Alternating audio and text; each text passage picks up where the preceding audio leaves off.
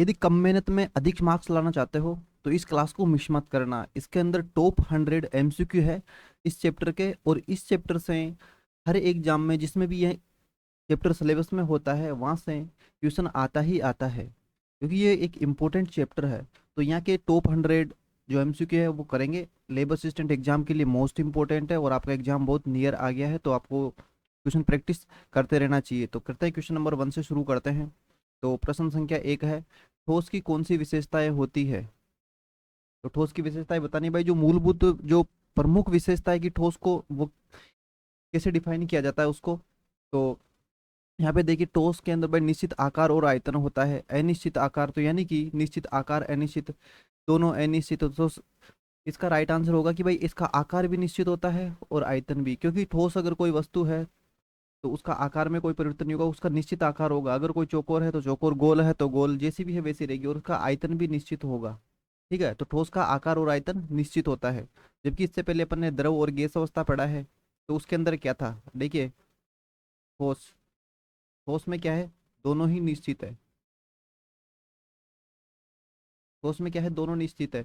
और gas, gas में क्या है, दोनों ही अनिश्चित है, यानी कि आकार और आयतन दोनों ही अनिश्चित है। लेकिन जो द्रव है, अपन ने पढ़ा था पीछे, द्रव, द्रव के अंदर क्या है देखिए, निश्चित, निश्चित तो क्या है, आयतन, निश्चित क्या है, आयतन, और आकार क्या है, अनिश्चित।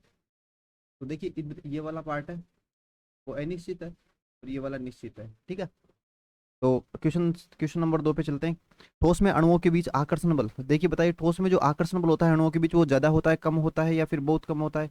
तो बहुत ज्यादा होता है। जब बहुत ज्यादा आकर्षण बल होने के कारण इनके जो अणु होते हैं वो विस्थापित नहीं होते हैं, इसलिए ठोसों का जो आकार होता है वो निश्चित होता है। क्वेश्चन नंबर 3, देखिए ठोस में कंप्रेसिबिलिटी होती है, बताइए ठोस को कंप्रेस किया जा सकता है क्या? ठोस के अणु ऑलरेडी इतने पास पास होते हैं, इसलिए उसको ज्यादा कंप्रेस मतलब किया ही नहीं जा सकता। द्रव को थोड़ा कंप्रेस किया जा सकता है, लेकिन ठोस को बिल्कुल कंप्रेस नहीं किया जा सकता।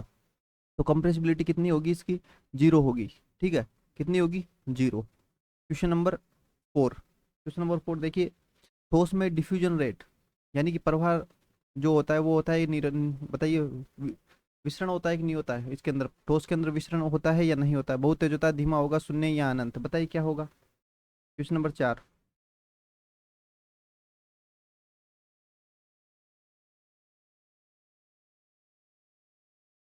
क्वेश्चन नंबर 4 का बताइए, डिफ्यूजन होगा नहीं होगा ठोस के अंदर?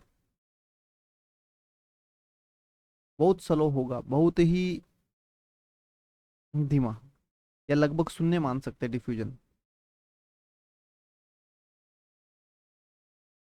क्वेश्चन नंबर 5, क्रिस्टलाइन सॉलिड की विशेषता क्या होती है? यानी कि क्रिस्टलीय ठोस की क्या विशेषता होती है? Long range order, short range order, no order, random, क्या बताइए? क्वेश्चन नंबर 5, तो लॉन्ग रेंज ऑर्डर होते हैं। ठीक है, long range order. Question number 6, amorphous solid में, अमोर्फाउस सॉलिड में बताइए, डेफिनेट मेल्टिंग पॉइंट होता है या फिर नो डेफिनेट मेल्टिंग पॉइंट? जिसका जो गलनांक बिंदु होता है वो फिक्स होता है या नहीं होता है, ये बताना है इसका, बताइए। निश्चित होता है, अनिश्चित होता है? गलनांक बिंदु निश्चित होता है या फिर अनिश्चित होता है, बताइए। क्वेश्चन नंबर 6, तो इसका जो नो शार्प, इसका जो मेल्टिंग पॉइंट होता है वो बिल्कुल फिक्स नहीं होता है। Zero melting, no define definite melting point, हाँ ये होगा ऑप्शन नंबर 20 का राइट आंसर होगा। क्वेश्चन नंबर 7, देखिए, ग्लास एक उदाहरण है, बताइए। ग्लास, ग्लास का मतलब यहाँ पे कांच से है। Crystalline solid, amorphous solid, ionic solid, या मेटेलिक सॉलिड? 7 का बताइए। तो अमोर्फाउस है। ठीक है, अमोर्फाउस,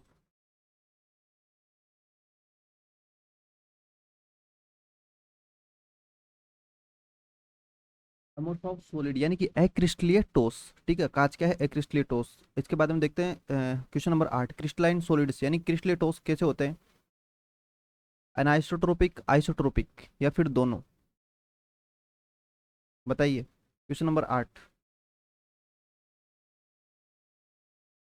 एनिसोट्रोपिक होते हैं। ठीक है, ऑप्शन नंबर ए इसका राइट आंसर है। क्वेश्चन नंबर 9, अमोर्फाउस सॉलिड यानी कि जो एक्रिस्टलेटोस होते हैं वो क्या होते हैं, वो आइसोट्रोपिक होते हैं। क्वेश्चन नंबर 10, आयनिक सॉलिड में पार्टिकल्स होते हैं, कैसे होते हैं, एटम्स होते हैं, आयन्स होते हैं। आयनिक सॉलिड में पार्टिकल क्या होंगे, आयन होंगे। ठीक है। क्वेश्चन नंबर 11, कोवलेंट सॉलिड्स का उदाहरण है, कोवलेंट सॉलिड्स का उदाहरण है।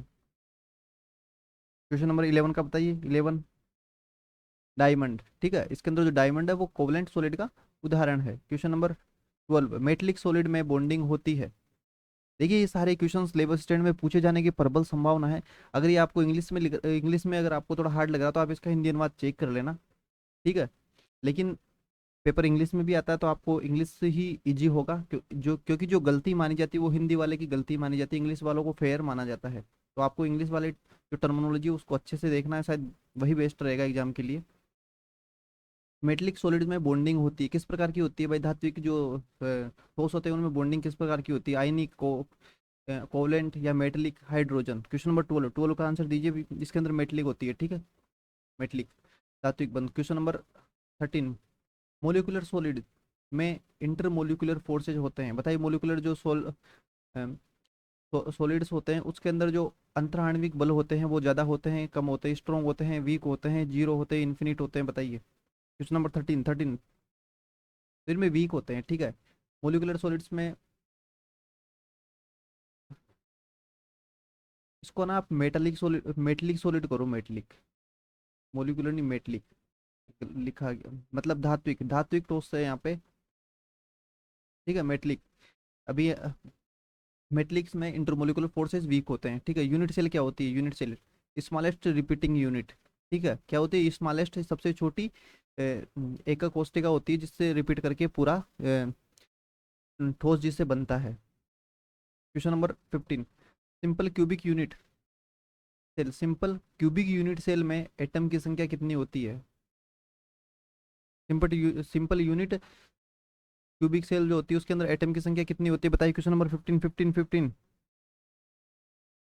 तो इसमें एक एटम होता है पर यूनिट, तो टोटल लगाएंगे तो एक होगा, क्योंकि 1/8 जो 8 होते हैं उसके 8 पाए जाते हैं सिंपल वाली के अंदर, तो इसका योगदान 1/8 है और ये 8 है, तो ऐसे कुल मिला के मतलब एक एटम माना जाता है इसके अंदर। Question number 16, body centred cubic में एटम्स की संख्या कितनी होगी, बॉडी सेंटर्ड, तो आपको पता ही है कि आठों कोनों पर एक एक होते हैं। ठीक है, और उसके बाद में एक बीच में होता है, तो आठों कोनों के एक, तो 1/8 मल्टीप्लाई 8 प्लस एक, तो एक और एक दो हो जाएंगे। ठीक है, कितने कितने होंगे, दो। ये आपने अगर समझ में नहीं आ रहा तो आप अपने नोट्स को जरूर चेक कर लेना। ठीक है, क्योंकि टॉप 100 क्वेश्चन यहाँ करवाने हैं और वो भी लिमिटेड टाइम के अंदर, इसलिए समय ज़्यादा लगेगा। अगर आपको समझ में नहीं आ रहा तो आप कमेंट कर देना, मैं आपको अलग से समझा दूंगा विस्तार से पूरा ही चीज़ें जो भी आपकी समझ में नहीं आ रही है। ठीक है, तो यहाँ पे ओनली क्वेश्चन प्रैक्टिस करेंगे। तो बताइए इसका आंसर क्या होगा, 16 का आंसर बताइए। तो इसके अंदर दो एटम होंगे, option number B is right answer. Question number 17, face centred cubic, देखो फेस सेंटर्ड क्या होता है, आठों कोनों पर एक एक होगा, है ना, और उसके अलावा जो फेस होता है मतलब पृष्ठ होंगे उसके ऊपर भी होगा। ठीक है, तो इसमें बताओ इसमें कितनी होगी फेस सेंटर्ड के अंदर, 17, 17 में बताइए। तो इसमें 4 एटम होंगे, 4 एटम कैसे होंगे, फेस सेंटर्ड, तो यानी कि देखो 8 कोनों पर 1/8, 8 प्लस एक सेंटर्ड में होगा प्लस, और जो फेस होंगे ना, फेस वहां पे उनका योगदान होगा 1/2, है ना, और वो चार चार होंगे, मतलब चारों फेस पर 1/2 योगदान वाले एटम होंगे। ठीक है, तो यानी कि 8 और 1/8, एक ये वाला हो गया और एक ये वाला हो गया और प्लस दो ये वाले हो गए, क्योंकि चारों पृष्ठ है ना उस पे 4 गोले होते हैं जिनका आधा आधा योगदान होगा, तो दो ये हो गए, तो बराबर मिलके 4 हो गए। ठीक है, तो ऑप्शन नंबर सी जिसका राइट आंसर है। क्वेश्चन नंबर 18, देखो कोऑर्डिनेशन नंबर क्या होता है, इसका मान कितना होगा बताइए, कोऑर्डिनेशन नंबर का मान कितना होगा। Question number 18, 6। ठीक है, समझ में क्या 6 होगी इसका।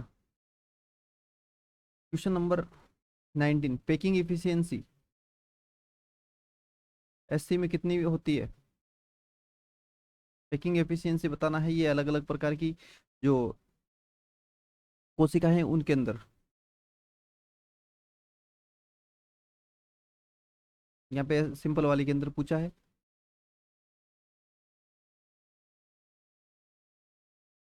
यहाँ पे सिंपल क्यूबिक के अंदर समन्वय जो संख्या है वो 6 होगी। और पैकिंग एफिशिएंसी बताना है सिंपल क्यूबिक के अंदर कितनी होती है, क्योंकि ये सबसे ज़्यादा पूछी जाने वाली जो चीज़ें हैं ना, वो यही है, एग्जाम में डायरेक्ट यही पूछी जाती है। इसलिए मोस्ट इंपॉर्टेंट जितने भी क्वेश्चन बन सकते थे वो मैंने बनाए हैं और इसमें कवर कर दिए हैं। अगर आप अपने नोट्स का रिवीजन करते रहिए और उसके बाद में इन क्वेश्चन की प्रैक्टिस कर लेते तो आपका कोई भी क्वेश्चन बाहर नहीं जाएगा। तो इस बात पे वीडियो को लाइक कर दो, चैनल को सब्सक्राइब कर दो, अपने फ्रेंड्स को शेयर भी कर दो। अब शुरू करते हैं क्वेश्चन नंबर 19 से। तो पैकिंग एफिशिएंसी सिंपल क्यूबिक में कितनी होती है भाई? 19 का बताइए, 19 का। तो इसकी होती है 52%। ठीक है, ये सबकी याद कर लेना, मोस्ट इंपॉर्टेंट है, आपको याद करके जाना है पूरा। और वीडियो के साथ के साथ ही याद करते चलो आप। ठीक है, 52% सिंपल क्यूबिक में कितनी होती है? 52%। अब उसके बाद में देखिए बीसीसी में कितनी होती है पैकिंग एफिशिएंसी बताइए? 20। तो बीसीसी में 68% होती है। बीसीसी में कितनी होती है? 68%। और सिंपल क्यूबिक में 52%। उसके बाद में देखिए एफसीसी, एफसीसी में कितनी होगी बताइए? एफसीसी में कितनी होगी? 21 में बताइए। ये होगी 74%, और ये सबसे ज़्यादा होती है। ठीक है, 70%, 74%। Question number 22, closet packing structure कौन सा है? क्लोसेट्स क्लोज्ड पैकिंग स्ट्रक्चर कौन सा है बताइए? Question number 22। तो ये जो एफसीसी है ये वाला है इसका आंसर। क्वेश्चन नंबर 23, आयनिक सॉलिड में कंडक्टिविटी बताइए, हाई होती है, लो होती है, जीरो, इन्फिनिट? कंडक्टिविटी होती है नहीं होती बताइए आयनिक सॉलिड्स में? 23 का राइट आंसर बताइए। तो ये पुअर कंडक्टर होते हैं तो इसकी लो होगी। ठीक है, क्या होगी? लो, कंडक्टिविटी लो होगी। ऑप्शन बी इसका राइट आंसर 23 का। क्वेश्चन नंबर 24, देखिए मोल्टन आयनिक सॉलिड कंडक्ट क्यों करते हैं बताइए? 24। तो इसमें क्या आयंस होते हैं जो फ्री मूव करते हैं, इस कारण से ये कंडक्ट करते हैं। क्वेश्चन नंबर 25, फ्रैंकल डिफेक्ट, जो फ्रैंकल त्रुटि होती है उसमें क्या होता है भाई? वैकेंसी बनाती है या रिक्ति बनाती है? इंटरस्टेल डिफेक्ट बनता है या अंतराकोशी दोष बनता है? डेंसिटी चेंज क्या होता है इसके अंदर? जो फ्रैंकल डिफेक्ट होता है उसके अंदर, क्योंकि ये त्रुटियां ये सबसे इंपॉर्टेंट चीज, इसकी पैकेजिंग और इसमें अणुओं की संख्या, समन्वय संख्या, ये मोस्ट इंपॉर्टेंट हर एग्जाम में पूछे जाते हैं। इसके अलावा बाकी अपना नोट्स रिवीज करिए, लेकिन इनको आप इस तरीके से याद कर लिए कि आपको नींद में भी उठा के पूछे तो ये चीज़ें आपको याद रहनी चाहिए। ठीक है, तो क्वेश्चन नंबर 25 का बताइए जल्दी से। क्वेश्चन नंबर 25, तो ये होता है इंटरस्टिशियल डिफेक्ट, अंतराकोशी। Question number 26, Schottky defect. ठीक है, जो शॉर्ट की दोष होते हैं उसमें क्या होता है भाई? डेंसिटी बढ़ती है, डेंसिटी घटती है, डेंसिटी कांस्टेंट रहती है, इनफाइनाइट हो जाती है बताइए? 26 का राइट आंसर दीजिए। 26, जो डेंसिटी होती है वो डिक्रीज हो जाती है, घट जाती है। Question number 27, question number 27, Frenkel defect में डेंसिटी बताइए बढ़ती है घटती है? फ्रैंकल डिफेक्ट, क्योंकि इस चैप्टर से जो क्वेश्चन पूछे जाएंगे वो त्रुटि से संबंधित और पैकिंग परसेंट, इनमें से ज़्यादा सवाल आने के चांसेस है। 27 में बताइए जल्दी से। 27, तो इसमें क्या फ्रैंकल के अंदर डेंसिटी में कोई परिवर्तन नहीं होता, डेंसिटी चेंज नहीं होती है। क्वेश्चन नंबर 28, जो शॉर्ट की डिफेक्ट होता है किस में कॉमन होता है बताइए? लो कोऑर्डिनेशन कंपाउंड में या फिर हाई कोऑर्डिनेशन कंपाउंड में, गैस में या लिक्विड्स में? किसके अंदर शॉर्ट की डिफेक्ट यानी कि शॉर्ट की दोष किस में पाया जाता है?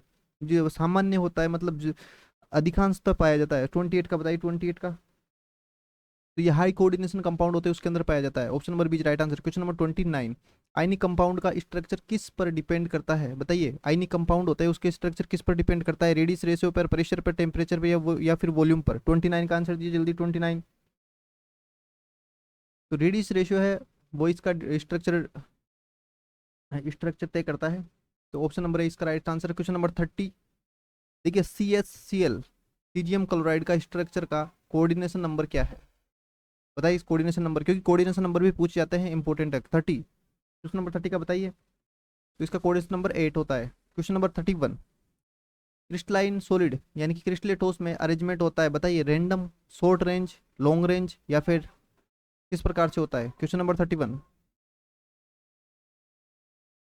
ये होता है long range periodic. Question number 32, amorphous solid यानी कि एक्रिस्टलेटोस को क्या कहा जाता है? True solid, pseudo solids, ionic solids, metallic solids बताइए? एमोर्फाउस सॉलिड यानी कि एक्रिस्टलेटोस को क्या कहा जाता है? क्वेश्चन नंबर 32 का आंसर दीजिए। स्यूडो सॉलिड्स या छद्म ठोस। क्वेश्चन नंबर 33, क्रिस्टलाइन सॉलिड्स का मेल्टिंग पॉइंट बताइए? क्रिस्टलाइन सॉलिड का मेल्टिंग पॉइंट फिक्स होता है, शार्प होता है, या फिर रेंज में होता है, जीरो होता है? क्वेश्चन नंबर 33 का आंसर दीजिए जल्दी। तो इसका भी एकदम शार्प होता है, फिक्स पॉइंट पे ये जो मेल्टिंग करना शुरू करते हैं crystalline solid. Question number 34, amorphous solid का मेल्टिंग पॉइंट। अमोर्फाउस यानी कि क्रिस्टल जो ठोस होते हैं उसका मेलिंग मेल्टिंग पॉइंट गलन बिंदु क्या होता है, शार्प होता है रेंज में। अमोर्फाउस का रेंज में होता है और क्रिस्टलाइन का शार्प होता है। क्वेश्चन नंबर 35, एनाइसोट्रोपी किस प्रॉपर्टी से संबंधित है। एनिस्ट्रोपी किस प्रॉपर्टी से संबंधित है। क्वेश्चन नंबर 35 का आंसर दीजिए, बताइए कौन सा ऑप्शन इसका राइट आंसर है। तो ये होगा same property in all direction, ठीक है, सभी दिशाओं में। ऑप्शन नंबर इसका राइट आंसर है। क्वेश्चन नंबर 36, आइसोट्रोपी का अर्थ क्या है। Property difference, property same, no property, infinite property. बताइए ऑप्शन नंबर कौन सा ऑप्शन इसका राइट आंसर होगा 36 का। तो सेम प्रॉपर्टी, समान जो गुण होते हैं, ये ऑप्शन नंबर 20 का राइट आंसर होगा, ये वाला, ठीक है, option number B. Question number 37, ionic solid में बाइंडिंग फोर्स ज़्यादा होता है, किस प्रकार का होता है बाइंडिंग फोर्स जो होता है किस प्रकार का होता है, इलेक्ट्रोस्टैटिक, कोवलेंट, मेटलिक या फिर वंडरवाल, कौन सा होता है। 37 का आंसर दीजिए। तो आयनिक सॉलिड्स के अंदर जो बाइंडिंग फोर्स होता है वो होता है electrostatic. Question number 38, covalent solids में बॉन्डिंग किस प्रकार होती है। कोवलेंट सॉलिड में वीक होती है, स्ट्रॉन्ग होती है, किस प्रकार की होती है, बताइए। 38 का आंसर दीजिए जल्दी से। तो ये स्ट्रॉन्ग कोवलेंट पाया जाता है इसके अंदर। क्वेश्चन नंबर 39, मोलिकुलर सॉलिड, ये यहाँ पे मेटेलिक सॉलिड करना, ठीक है, धातु वाले मेटेलिक सॉलिड, मेटेलिक, एक मिनट यहाँ पे धात्विक,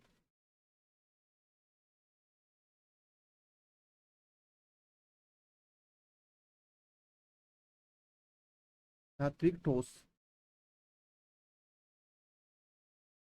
धात्विक ठोस में फोर्स किस प्रकार का होता है, वांडरवाल, आयनिक, मेटेलिक या फिर कोवलेंट। 39 का आंसर दीजिए, 39 का जल्दी से।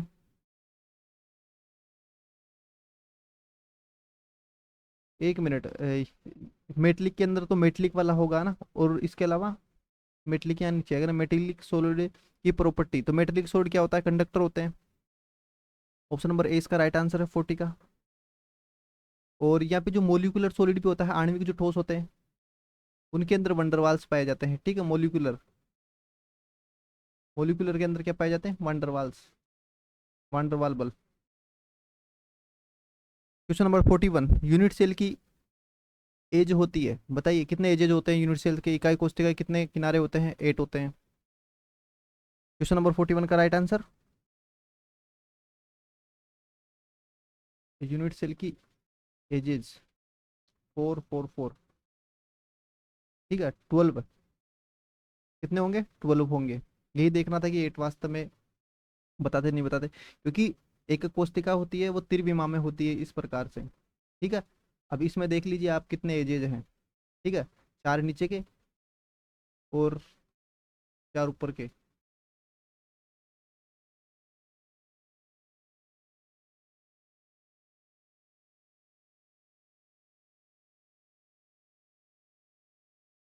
ठीक है, तो यहाँ पे आपको समझना है कि जो ये लाइंस है ना, ये लाइंस, ये खड़ी लाइंस, आड़ी लाइंस, इनकी संख्या है, उसको एजेस कहा गया है, किनारे, ठीक है। तो देखिए 1 2 3 4, है ना, 5 6 7 8 9 10 11 और 12, तो ये 12 एजेस के अंदर होती है। जबकि कॉर्नर्स होते हैं ना, कॉर्नर्स, ये कॉर्नर्स वो 8 होते हैं। कॉर्नर कितने होते हैं, कॉर्नर्स 8 होते हैं, जबकि एजेस कितनी होती है, 12। अब यूनिट सेल्स में फेसेज कितने होते हैं, फेस का मतलब होता है कि सामने से जो इसके पृष्ठ होते हैं, तो देखो चारों तरफ के 4 पृष्ठ हो गए, एक ऊपर का पृष्ठ और एक नीचे का पृष्ठ, इस प्रकार के 6 पृष्ठ हो जाते हैं इसके।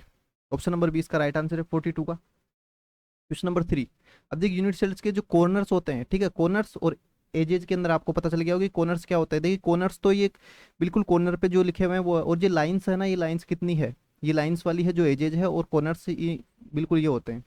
तो इसके जो कॉर्नर्स होते हैं वो कितने होते हैं, कॉर्नर्स 8 होंगे। Question number 44, primitive unit cells में एटम कितने होंगे, बताइए। 44 का आंसर दीजिए।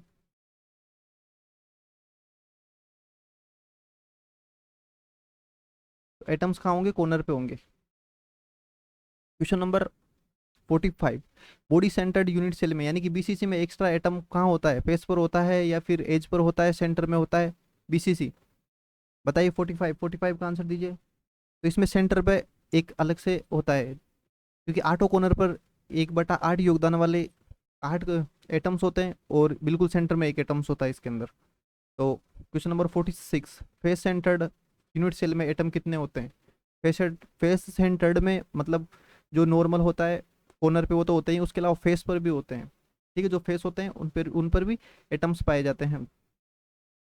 ऑप्शन नंबर इसका राइट आंसर होगा। Question number 47, edge length, edge length a और रेडियस आर, ठीक है, जो कि सिंपल क्यूबिक में क्या रिलेशन पाया जाता है, ये रिलेशन भी पूछा जाता है, मोस्ट इंपोर्टेंट है सारे। ठीक है, तो बताइए जो सिंपल क्यूबिक होती है उसके अंदर एज की लंबाई और उसकी जो रेडियस होती है उस पर तो उसके अंदर क्या संबंध पाया जाता है, बताइए। 47 का आंसर दीजिए, 47 का जल्दी से, या आपको सीधा याद कर लेना है। ठीक है, तो ये ए बराबर 2r है। ठीक है, इनमें क्या संबंध रहता है, ए बराबर 2r। अब देखिए बीसीसी के अंदर क्या रिलेशन पाया जाता है ए और आर के अंदर। अपने नोट्स को एक बार रिवाइज करो और क्वेश्चन प्रैक्टिस लगाओ और मस्त होकर आराम से एग्जाम में जाना। इस चैप्टर से आने वाले सवाल इससे बाहर नहीं जाएंगे। ठीक है, लेकिन आपको कॉन्सेप्ट समझने के लिए अपने नोट्स को जरूर याद रखना, हमेशा बार बार उसका रिवाइज करते रहना है। क्वेश्चन किसी प्रकार से घुमा के पूछ लिया जाए आपको कोई दिक्कत नहीं आएगी। वैसे हमने इसमें ऑलरेडी इतने प्रकार के क्वेश्चन बना दिए हैं सारे इंपॉर्टेंट, और ओनली 100 प्रश्न के अंदर पूरा चैप्टर कवर कर लिया है जो आपके एग्जाम में आएगा, इससे बाहर नहीं जाएगा। लेकिन फिर भी कॉन्सेप्ट आपका क्लियर होना बहुत जरूरी है, क्योंकि स्टेटमेंट में पूछा जा सकता है।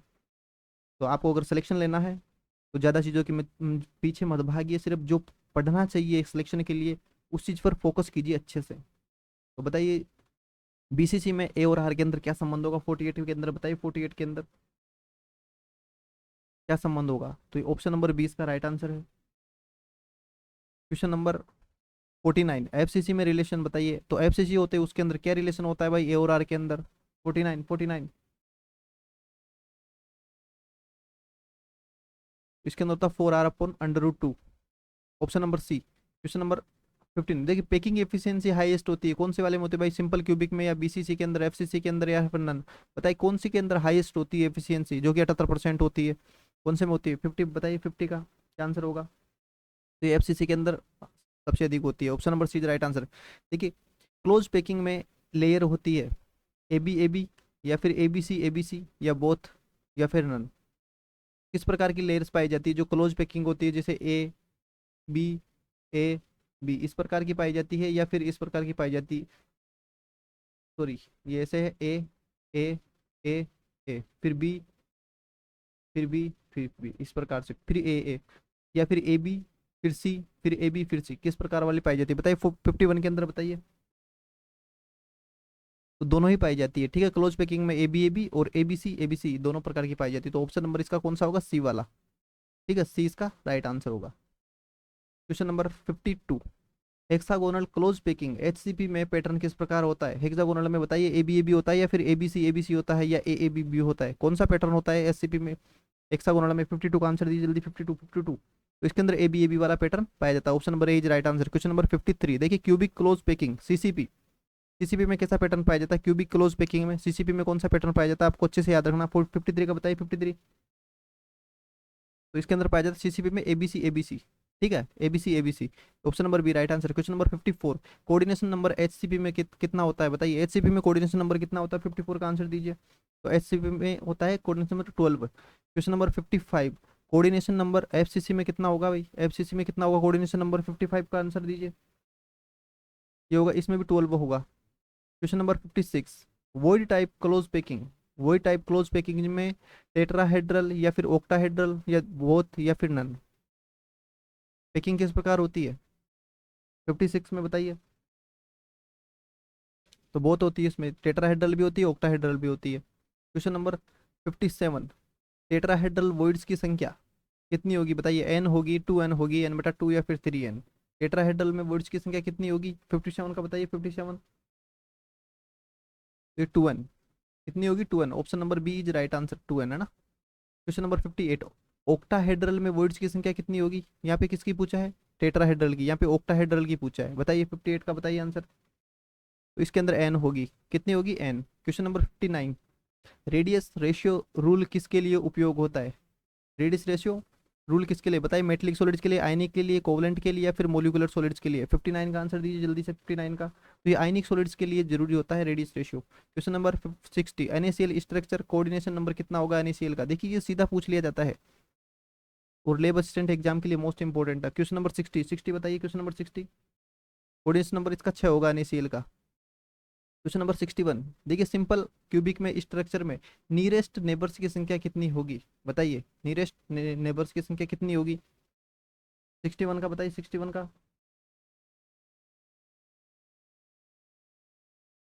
तो कोऑर्डिनेशन नंबर इसके 6 होते हैं, तो नियरेस्ट नेबर की संख्या भी 6 होगी। क्वेश्चन नंबर 62, BCC में नियरेस्ट नेबर या फिर कोऑर्डिनेशन संख्या कितनी होगी 62 में? बताइए।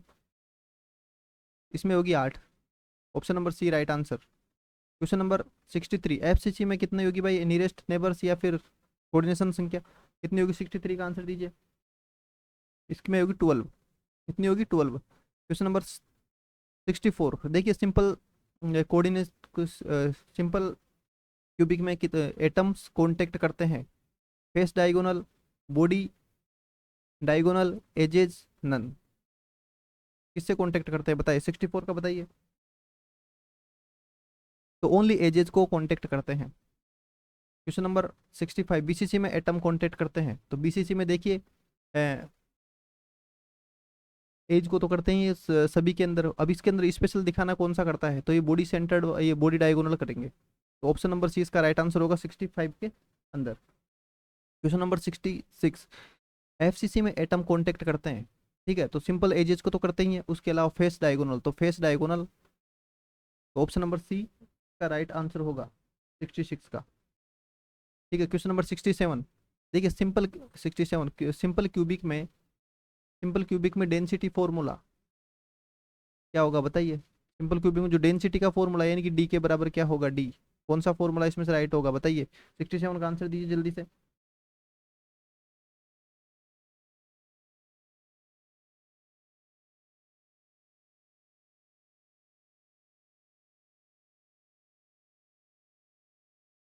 तो इनमें से कोई सा भी नहीं होगा, ठीक है, कोई सा भी नहीं होगा। Question number 68, correct density formula क्या है भाई? करेक्ट डेंसिटी फॉर्मूला क्या है? 68 का आंसर दीजिए।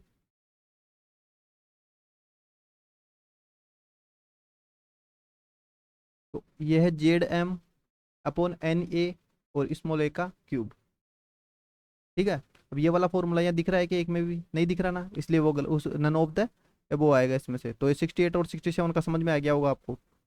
डेंसिटी का फॉर्मूला ये वाला है। क्वेश्चन नंबर 69, FCC में जेड का मान क्या होता है बताइए? FCC में जेड का मान क्या होगा? 69 का आंसर दीजिए। 69, 69। तो जेड का इसमें 4 होगा, ठीक है, जेड का मान क्या होगा? 4। एक मिनट, क्या चल गया? ये वाला उसका आंसर था 4। क्वेश्चन नंबर 70, BCC में पैकेजिंग एफिशिएंसी कम क्यों है बताइए? FCC से कम क्यों होती है? अब इस प्रकार की क्वेश्चन भी पूछे जाएंगे, देखिए रीजन भी पूछ लिया जाएगा। Atom loose packed, atom tightly packed, no voids, none. तो बताइए BCC में होती है, उसके अंदर कम होती है बजाय FCC के, क्यों होती है? 70, 70 का आंसर दीजिए। तो एटम लूज पैक्ड होते हैं, ठीक है, क्योंकि इसके केवल सेंटर में होता है और जो फेस होते हैं उनके ऊपर नहीं होता है, जबकि FCC के अंदर सेंटर पे भी, सेंटर में नहीं होता, फेस के अंदर ज्यादा आइटम होते हैं, इसमें कम आइटम होता है, तो लूज पैक्ड होंगे इसके अंदर, ठीक है। ऑप्शन नंबर ए इसका राइट आंसर होगा। Question number 71, void space simple cubic में कैसा होता है? हाईएस्ट होता है। वॉइड स्पेस की बात करें सिंपल क्यूबिक में, या लोएस्ट, मीडियम, जीरो? बताइए 71, 71 का आंसर दीजिए। तो एकदम बिल्कुल सही है, हाईएस्ट वॉइड स्पेस होता है इसके अंदर। क्वेश्चन नंबर 72, FCC में वॉइड स्पेस बताइए कम होगा या फिर ज्यादा? क्योंकि इसकी जो पैकेजिंग एफिशिएंसी वो सबसे ज़्यादा है, तो वॉइड स्पेस इसका कम होगा। तो बताइए 72 का आंसर क्या होगा? Lowest. Question number 73, close packing में एफिशिएंसी कितनी होती है बताइए? क्लोज पैकिंग में 73, तो 74% होती है। 73 वाले में 74% आंसर है ये, क्लोज पैकिंग में, ठीक है। अब आपको पता होगा कि कौन सी वाली कोष्टिका के अंदर क्लोज पैकिंग पाई जाती है, तो उसके हिसाब से 74 इसका राइट आंसर है। डायरेक्ट ऐसे भी पूछा जा सकता है, इसलिए मैंने क्वेश्चनों को हर प्रकार से लिया है इसके अंदर, ताकि आपको एग्जाम में किसी प्रकार की टेंशन ना हो। क्वेश्चन नंबर 74, आयनिक सॉलिड ब्रिटल क्यों होते हैं? बताइए, आयनिक जो सॉलिड होते हैं ब्रिटल क्यों होते हैं? इनमें क्या वीक फोर्सेज पाया जाता है, लेयर शिफ्टिंग होती है, रिपल्सन होता है, मेटलिक बॉन्डिंग होती है, क्या रीजन है इसका? 74 का आंसर दीजिए जल्दी। इनमें क्या लेयर शिफ्टिंग होती है जिसके कारण रिपल्सन होता है, और रिपल्सन होने के कारण ये ब्रीटिंग होते हैं। तो ऑप्शन नंबर बी इसका राइट आंसर है। क्वेश्चन नंबर 75 देखिए, मेटलिक जो सॉलिड होते हैं वो मेलेबल होते हैं, क्यों होते हैं मेलेबल? 75 का आंसर दो। तो इसकी जो लेयर्स होती है वो स्लाइड्स कर जाती है, ठीक है, लेयर इजीली स्लाइड्स करती है इसकी, इस कारण से मेलेबल होते हैं। क्वेश्चन नंबर 76, फ्रैंकलेट डिफेक्ट में वैकेंसी बताइए, प्रेजेंट होती है, एब्सेंट होती है, इन्फिनिट होती है, नन, बताइए क्या इसका राइट आंसर होगा? जो फ्रैंकल दोष होता है उसमें क्या रिक्ति पाई जाती है या नहीं पाई जाती है, ज्यादा होती है, क्या होता है? 76 में आंसर दीजिए, 76 में जल्दी। तो इसके अंदर कोई वैकेंसी नहीं पाई जाती, एब्सेंट होती है, वैकेंसी क्या होती है? एब्सेंट। बी, 76 का आंसर क्या होगा? बी। 77 के अंदर आ जाए भाई, जो सोट की डिफेक्ट होता है उसमें आयंस किस प्रकार होते हैं? ओनली केशन मिसिंग, ओन वो, या फिर ओनली, ये केटायन है यहाँ पे ना, ओनली एनाइन मिसिंग या फिर बोथ मिसिंग, एनाइन या रनाइन, क्या गायब रहता है इसके अंदर सोट की डिफेक्ट के अंदर? 77 का बताइए जल्दी से। बोथ आयंस आर मिसिंग, इसमें क्या होता है? बोथ आयंस मिसिंग होते हैं, दोनों ही गायब हो जाते हैं। क्वेश्चन नंबर 78, फ्रैंकल डिफेक्ट में किसमें कॉमन है, यानी कि कौन से आयंस किस प्रकार के में ये फ्रैंकल डिफेक्ट ज्यादा पाया जाता है? Large cation, small cation, large A9, बताइए, या फिर गैसेज? 78 का बताइए, 78 का।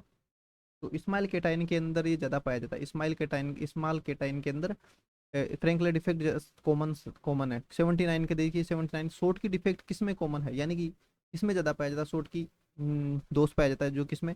NaCl में, AgCl, जेडनस या ग्लास, बताइए 79 का राइट आंसर दीजिए।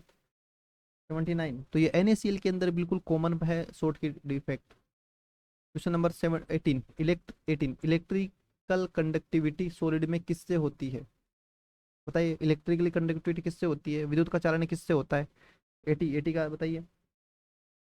तो ये आयंस भी होते हैं, इलेक्ट्रॉन्स भी होते हैं, दोनों से होता है, इसका मतलब इसका आंसर होगा ऑप्शन नंबर सी। तो इसलिए आपको हमेशा एग्जाम में केवल पहला ऑप्शन देखते ही टिक नहीं लगा देना है, उस चारों ऑप्शनों को देखना है एक बार कि वो क्या पूछना चाह रहा है, क्या दोनों ऑप्शन तो नहीं है, ठीक है? इसलिए ध्यानपूर्वक क्वेश्चन को पढ़ना भी क्वेश्चन प्रैक्टिस करने का ही एक उद्देश्य है।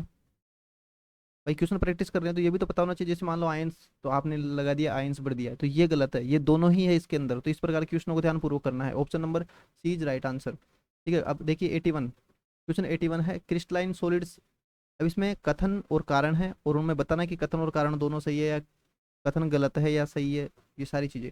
तो कथन को पढ़िए, देखिए, क्रिस्टलाइन सॉलिड्स एनाइसोट्रोफिक होते हैं या विषमदेशिक होते हैं, क्या क्रिस्टलेटोस विषमदेशिक, इसका मतलब विषमदेशिक है, बताइए क्रिस्टलन टोस क्या विषमदेशिक होते हैं क्या? 81, 81, तो ये बात बिल्कुल सही है, एनिस्ट्रोफिक होते हैं, ठीक है, विषमदेशिक होते हैं, और कारण उनकी संरचना ऑर्डर्ड होती है, बिल्कुल सही है, क्योंकि इस प्रकार होंगे तो उनमें बिल्कुल ऑर्डर में पाए जाते हैं, ठीक है, ऐसे ऐसे ऐसे। तो अपन इधर से देखेंगे तो वो विषमदेशिक होगा, ठीक है, इसलिए, और इसका कारण और कथन दोनों एकदम सही है, और ये सही एक्सप्लेन कर रहा है, ऑप्शन नंबर इसका राइट आंसर है। क्वेश्चन नंबर 82 देखिए, कथन है अमोर्फाउस सॉलिड शार्प मेल्टिंग पॉइंट दिखाते हैं, तो क्या एक्रिस्टलीय जो सॉलिड होते हैं वो क्या शार्प मेल्टिंग पॉइंट दिखाते हैं क्या 82 में? बताइए। तो ये तो एकदम गलत है, क्योंकि शार्प नहीं दिखाते, ये रेंज में दिखाते हैं, उनमें लॉन्ग रेंज ऑर्डर होता है। तो बताइए क्या उनमें लॉन्ग रेंज ऑर्डर होता है क्या? 82, लॉन्ग रेंज ऑर्डर नहीं होता है, दोनों ही गलत है, यानी कि दोनों कथन गलत है। वैसे प्रश्न पूछे जाने की संभावना प्रबल है, देख लेना एग्जाम में जरूर क्वेश्चन इसमें से, इस चैप्टर से जो क्वेश्चन पूछे जाएंगे वो इस वीडियो से बाहर जाने के चांस बिल्कुल 0.001% है, इसलिए आपको अच्छे से तैयार करके जाना। क्वेश्चन नंबर 83 देखिए, FCC में पैकिंग एफिशिएंसी सबसे अधिक होती है, क्या ये कथन बिल्कुल सही है? हाँ बिल्कुल सही है, और कितनी होती है वो कमेंट में लिख देना आप, अभी थोड़ी देर पहले आया था वीडियो में, ठीक है। इसमें एटम क्लोज्ड पैक्ड होते हैं, ठीक है, तो आपको ये भी पता होना चाहिए क्लोज्ड पैक किस में होते हैं। अभी जो क्वेश्चन पूछा था वो यही था कि क्लोज्ड पैकेड की पैकिंग एफिशिएंसी कितनी होती है, वो मैंने 74% बताया था, आपको पता हो तो, और ये इसकी होती है, ठीक है, तो दोनों ही सही है, ए और आर दोनों सही है, ठीक है, और ये इसकी व्याख्या भी सही कर रहा है कि भाई क्लोज पैक्ड होने के कारण सब ज्यादा होती है। क्वेश्चन नंबर 84 देखिए, आयनिक सॉलिड सॉलिड स्टेट में कंडक्टर होते हैं क्या? जो आयनिक सॉलिड है क्या सॉलिड स्टेट में कंडक्टर होते हैं? 84 का बताइए। तो नहीं होते हैं, क्योंकि सॉलिड स्टेट में नहीं होते हैं कंडक्ट, फिक्स होते हैं, और आयंस फ्री होते हैं। आयंस सॉलिड स्टेट में बिल्कुल फ्री नहीं होते हैं। ठीक है, तो इसका आंसर होगा दोनों गलत। जबकि थोड़ी सी ये लिक्विड अवस्था में आते हैं आयनिक, तो तब आयंस फ्री होते हैं, उस अवस्था में कंडक्टर करते हैं, विलियन वाली में, सॉल्यूशन में। तो क्वेश्चन नंबर 85 देखिए, कथन है मेटलिक सॉलिड डक्टाइल होते हैं। बताइए 85 का। बिल्कुल सही है, डक्टिलिटी पाई जाती है इसमें, क्योंकि लेयर्स होती है वो स्लाइड्स करती है, तो इसका कारण और कथन दोनों ही सही है। क्वेश्चन नंबर 86 देखिए, फ्रैंकले डिफेक्ट डेंसिटी को चेंज नहीं करता है। तो जो क्या है, जो फ्रैंकले दोष है वो उसके घनत्व में परिवर्तन करता है क्या? बताइए 86 का। हम्म, ये नहीं करता है, तो नहीं करता है, बिल्कुल सही बात है। आयंस इंटरस्टिशियल साइट पर चले जाते हैं, तो आयंस का अंतराकोश में चले जाते हैं। ये बात सही है क्या? बिल्कुल सही है। ठीक है, तो दोनों ही सही है, और इसके कारण एक बिल्कुल सही है। क्वेश्चन नंबर 87 देखिए, जो सोट की डिफेक्ट होता है वो डेंसिटी कम करता है। अब यहाँ पे अपन ने कौन सा देखा था? फ्रैंकले। देखिए ध्यान से, फ्रैंकले वाला नहीं करता है डेंसिटी को, और इस सोट की वाला बताइए डेंसिटी को कम करता है कि नहीं करता है? 87 में बताइए। तो ये करता है। ठीक है, और आयंस लेटिस छोड़ देते हैं, जालक के बाहर चले जाते हैं सोट की के अंदर। मतलब इसको याद भी रख सकते हैं भाई, ये आयन है ना, जालक से बाहर चले जाते हैं, तो ये बाहर चले गए तो शॉर्ट का मतलब होता है कमी, तो यहाँ कमी हो जाती है। ठीक है, तो शॉर्ट की में क्या होता है? बाहर चले जाते हैं, तो शॉर्ट की में डेंसिटी भी परिवर्तन होगी जब ये आयन बाहर चले जाएंगे तो। और आयन लेटिस छोड़ देते हैं यानी कि बाहर चले जाते हैं, तो दोनों ही सही है। Option number A is right answer. Question number 88 देखिए, कथन बीसीसी में पैकेजिंग एफिशिएंसी एफसीसी से कम क्यों होती है? बताइए इसका कारण क्या हो सकता है? वो उस कारण नहीं कथन है ये, बताइए ये सही है गलत है? बीसीसी में पैकिंग एफसीसी एफसीसी कम होती है, बिल्कुल सही है। एफसीसी में सबसे ज्यादा होती है, फिर बीसीसी में होती है, तो ये बिल्कुल सही है। वॉइड स्पेस ज्यादा होता है किसमें? बीसीसी में वॉइड स्पेस ज्यादा होता है, बिल्कुल सही है। तो दोनों ही सही है, और इसकी व्याख्या भी एकदम सही कर दी है इन्होंने। क्वेश्चन नंबर 89 देखिए, कथन ए है क्लोज पैकिंग। तो आपको पता है क्लोज पैकिंग किसमें होता है? कोऑर्डिनेशन नंबर 12 होता है। तो बताइए ये सही है क्या? क्वेश्चन नंबर 89 का बताइए। बिल्कुल सही है, 12 ही होता है। हर एटम 12 नेबर से जुड़ा होता है। ठीक है, बिल्कुल सही है। तो कोऑर्डिनेशन नंबर का मतलब ही यही है कि कितने नेबर से जुड़ा हुआ है, यही कोऑर्डिनेशन नंबर है। तो जितने पड़ोसी जो मतलब ये नेबर से जुड़ा होगा, नेबर से एटम ऐसे पड़ोसी एटम से, तो वही इसकी कोऑर्डिनेशन नंबर होगा। तो दोनों कथन सही है, और इसकी व्याख्या भी यही है। ठीक है, कोऑर्डिनेशन नंबर वही होता है जितने एटम से जुड़ा हुआ होता है। क्वेश्चन नंबर 90 देखिए, NaCl स्ट्रक्चर में कोऑर्डिनेशन नंबर 6 है। क्या ये बात सही है? बिल्कुल, अभी आपने क्वेश्चन के अंदर किया था, NaCl के अंदर कोऑर्डिनेशन नंबर 6 होता है। और हर हर आयन 6 अपोजिट आयन से घिरा हुआ होता है, बिल्कुल सही है। ठीक है, इसकी संरचना जरूर देख जाना, ये हर एग्जाम में नीट में और लैब में पूछे जाने के प्रबल चांसेज है। ठीक है, इसकी संरचना भी देख के जाना, बहुत जरूरी है संरचना। ठीक है, Na+ मतलब Na कॉर्नर पे होता है या फिर यहाँ पे होता है, ये आपको पूरा समझ के जाना है। ठीक है, तो इसका आंसर होगा option number A right answer. Question number 91 देखिए, स्टेटमेंट बेस्ड NaCl के बारे में बताइए। एफसीसी स्ट्रक्चर होता है, कोऑर्डिनेशन नंबर 6 होता है, तो ये तो पता है आपको। अब इस प्रकार की क्वेश्चन को कैसे करना है ये आपको ध्यान में रखने वाली बात है। अब देखिए, 4 स्टेटमेंट दे रखा है, तो ये कोऑर्डिनेशन नंबर 6 होता है, बिल्कुल ये तो अपन को पता है। टेट्राहेड्रल वॉइड ऑक्यूपाई करता है, बता करता है कि नहीं करता है? बताइए।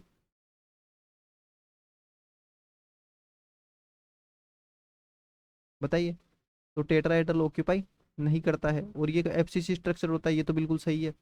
और ऑक्टाहेड्रल वॉइड ऑक्यूपाई, हाँ ये बिल्कुल ऑक्टाहेड्रल करता है। ठीक है, अब इसमें देखिए कौन कौन सा सही है, 1 2 और 4। अब देखिए 1 2 सही, लेकिन नीचे का भी देखते हैं, 1 2 4 सही और 2 3 सही, तो देखिए ऑप्शन नंबर बी ये बिल्कुल सही है। और ये नीट लेवल के प्रश्न है जो इसमें पूछे जा सकते हैं, लेकिन अच्छे लेवल के प्रश्न है सारे, तो आपको प्रैक्टिस जरूर करनी है इनकी। ठीक है, और अपना खुद के दिमाग से करके देखना, ऐसा नहीं कि मैंने पढ़ा दिया और आप उसके साथ चलते गए। खुद का भी दिमाग पे थोड़ा लोड डालना, तभी ही याद होगा। वैसे ऐसे मूवी की तरह देख लेने से ज़्यादा बेनिफिट नहीं होता, अपना खुद का दिमाग उसके अंदर इन्वॉल्व होना चाहिए। क्वेश्चन नंबर 92 देखो, अभी जैसा बताया था उसी प्रकार से करना है। ठीक है, इसमें पहले स्टेटमेंट को पढ़ना है। भाई एफसीसी के बारे में पूछा है, तो इसका जेड कितना होता है बताइए?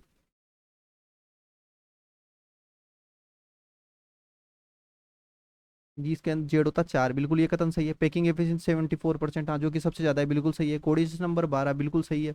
और एज कॉन्टेक्ट, तो एज कॉन्टेक्ट होता है कि एफसीसी के अंदर? बिल्कुल नहीं होता है, एज कॉन्टेक्ट नहीं होता है, ठीक है। तो यानी कि ये वाला गलत है। अब इसमें देखिए 1 2 3 सही, 1 2 4 सही, 2 3, ऑप्शन नंबर ए इसका राइट आंसर है, ठीक है। तो ऐसे प्रश्न भी पूछे जा सकते हैं, बहुत इंपॉर्टेंट है, करना है आपको।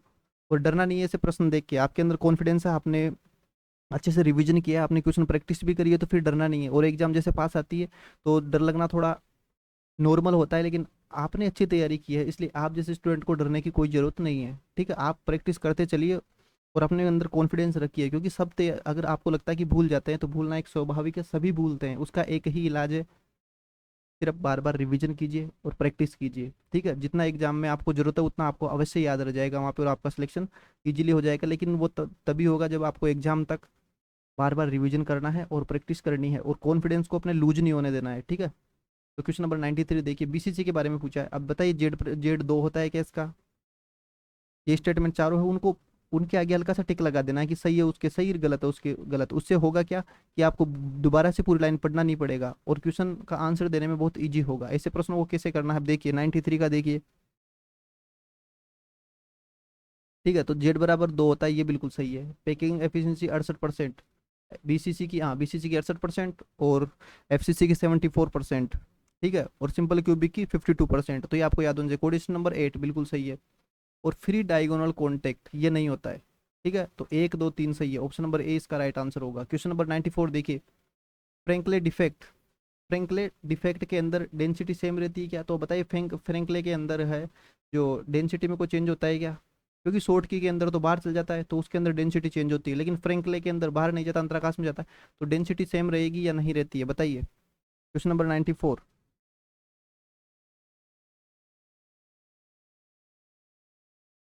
तो बिल्कुल सही है, डेंसिटी सेम रहेगी।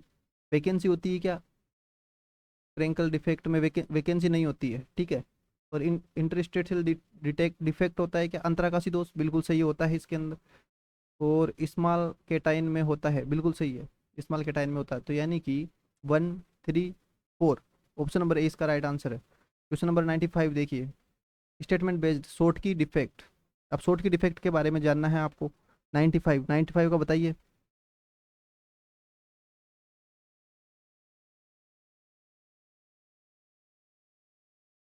भाई डेंसिटी घटती है क्या शॉर्ट की के अंदर? बिल्कुल, अभी अपन ने पढ़ा था भाई, शॉर्ट की के अंदर शॉर्ट हो जाता है, यानी कि बाहर चले जाता है जा के, तो वहाँ शॉर्ट हो जाता है, कमी हो जाती है, तो डेंसिटी घटेगी। वैकेंसी होती है कि नहीं होती? जब बाहर ही चला गया तो वैकेंसी तो रहेगी। और आयनिक सॉलिड्स में होता है क्या ऐसा, बताइए 95 में? तो बिल्कुल सही है, आयनिक उसके अंदर पाई जाती है ये शॉर्ट की डिफेक्ट। और स्मॉल केटाइन में होता है क्या? स्मॉल केटाइन क्या आयंस में होता है? स्मॉल केटाइन में नहीं होता है। तो इसके हिसाब से 1 2 3, ऑप्शन नंबर ए ही इसका राइट आंसर होगा। क्वेश्चन नंबर 96 देखिए, न्यूमेरिकल कॉन्सेप्ट। अब ये न्यूमेरिकल कॉन्सेप्ट, ये तो ऐसे ही है, क्वेश्चन का टाइप है न्यूमेरिकल कॉन्सेप्ट। आप तो इधर देखिए, एससी में जो वर्ड स्पेस होता है वो कितना होता है? अब आपको पता है कि जो एफिशिएंसी होती है वो 52% होती है। एफिशिएंसी कितनी होती है? 52%। तो फिर तो फिर 100 में से माइनस कर दो इसको, 52% को, तो वॉइड स्पेस आ जाएगा इसका,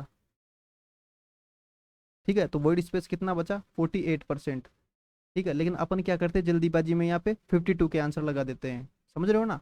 तो इस प्रकार की गलती अपन को नहीं करनी है, ये 52 नहीं लगाना है, 52 को 100 में से माइनस करना है, वॉइड स्पेस पूछा है। जबकि एफिशिएंसी पूछता तो अपन 52 करते, लेकिन अब वॉइड स्पेस पूछा है तो यहाँ पे 48 करेंगे, तो ऑप्शन नंबर सी इसका राइट आंसर होगा। पूरा फोकस रखना है आपको ना। क्वेश्चन नंबर 97 देखिए, बीसीसी पैकिंग एफिशिएंसी। अब यहाँ पे पैकिंग एफिशिएंसी पूछा है, नहीं कि वॉइड स्पेस, तो बताइए कितना होगा बीसीसी के अंदर? क्वेश्चन नंबर 97 बताइए। तो ये होता है 68%। क्वेश्चन नंबर 98, अब देखिए इसमें वॉइड स्पेस पूछ लिया है ना। एफिशिएंसी कितनी होती है एफसीसी की? 74%, जो कि ऑप्शन में होना चाहिए, तो ऑप्शन में डाला नहीं, ठीक है। लेकिन 74% को हटा दीजिए, अब आप देखेंगे यार इसके अंदर तो 74 है नहीं, तो 70, तो 100 में से 74 को घटा देना है, ठीक है। तो ये आ जाता 26%। वॉइड स्पेस कितना हुआ? 26%। क्वेश्चन नंबर 99 देखिए, ये दो क्वेश्चन थोड़े अच्छे लेवल के हैं। मोस्ट स्टेबल पैकिंग कौन सा है, बताइए 99 का बताइए। तो एफसीसी या एचसीपी है ना, जो मोस्ट स्टेबल पैकिंग पैकिंग माना जाता है, ठीक है। तो option number C is right answer. Question number 100। अब देखिए लास्ट का क्वेश्चन करने से पहले आपसे रिक्वेस्ट है कि अगर अभी तक भी आपने वीडियो को लाइक नहीं किया है, चैनल को सब्सक्राइब नहीं किया है, तो वीडियो को लाइक करें, चैनल को सब्सक्राइब जरूर करें और अपने फ्रेंड्स को भी शेयर करें। फ्रेंड्स दोबारा से बता रहा हूँ कि ये जो सारे क्वेश्चन है लेब असिस्टेंट में एज टू एज यानी कि सेम टू सेम छपेंगे, इससे बाहर क्वेश्चन बनेंगे नहीं इस चैप्टर से। और अगर सिलेक्शन लेना है तो सब्सक्राइब कर लो। केमिस्ट्री की पूरी सीरीज आएगी यूनिट वाइज, उसके बाद में फिजिक्स की भी तुरंत ही शुरू होने वाली है। और जो भी सारे इंपॉर्टेंट क्वेश्चन है जिनके आने की संभावना प्रबल है वो लेब असिस्टेंट एग्जाम के लिए वो हम करवाएंगे, क्योंकि हमारे पास दो दो वैकेंसियों में टॉप करने वाले जो लेब असिस्टेंट में सेलेक्ट हो रखे लोग हैं उनकी टीम द्वारा ये क्वेश्चंस बनाए गए हैं। वो एक्सपर्ट है लेब असिस्टेंट की एग्जाम का, उन्होंने अच्छे से अध्ययन किया है, तो उन्हीं के द्वारा ये सारे क्वेश्चंस बनाए गए हैं। इसलिए आपको अपने फ्रेंड्स को जरूर शेयर कर देना है ये जो भी वीडियोज है, ताकि उनका भी सिलेक्शन बिल्कुल सुनिश्चित हो सके। तो क्वेश्चन 100 को अपन देखते हैं भाई, मैक्सिमम कोऑर्डिनेशन नंबर किसका होता है बताइए। तो आपको पता ही कितना होता है मैक्सिमम, ठीक है, तो 12 होता है। Option number C right answer, एकदम बिल्कुल ईजी है ये, ठीक है। 100 का अपने ईजी ही रखा है। तो बताइए 100 के अंदर आंसर आपको समझ में आ गया होगा कितना होता है 12। तो यहाँ तक हमने 100 प्रश्न इंपॉर्टेंट और संभावित मोस्ट एक्सपेक्टेड थे लेब एग्जाम के लिए वो कर लिए हैं। अगर आपको यह क्लास अच्छी लगी हो, वीडियो पसंद आया हो, तो वीडियो को लाइक करें, अपने दोस्तों के साथ शेयर करें, चैनल को सब्सक्राइब भी कर ही लो, ठीक है। अगर आपका कोई डाउट है तो आप हमारे व्हाट्सएप ग्रुप के माध्यम से डाउट सेंड कर सकते हैं, आपका सेम डे सॉल्यूशन आपको मिल जाएगा। और पीडीएफ चाहिए या फिर प्रैक्टिस क्वेश्चन चाहिए, शॉर्ट नोट्स चाहिए, तो उसके लिए हमारा टेलीग्राम ज्वाइन कर लेना, वहाँ पे सब कुछ मिल जाएगा। आप डायरेक्ट स्कैन कर सकते हैं यहाँ से टेलीग्राम को और यूट्यूब चैनल को। तो मिलते हैं नेक्स्ट वीडियो में। नेक्स्ट वीडियो आने वाला है केमिस्ट्री की यूनिट 8 जो कि लेब असिस्टेंट के सिलेबस में दिया हुआ है, उसके टॉप 100 MCQ आएंगे, उसमें पूरा चैप्टर खल्लास है, ठीक है। तो मिलते हैं नेक्स्ट वीडियो में। जय हिंद।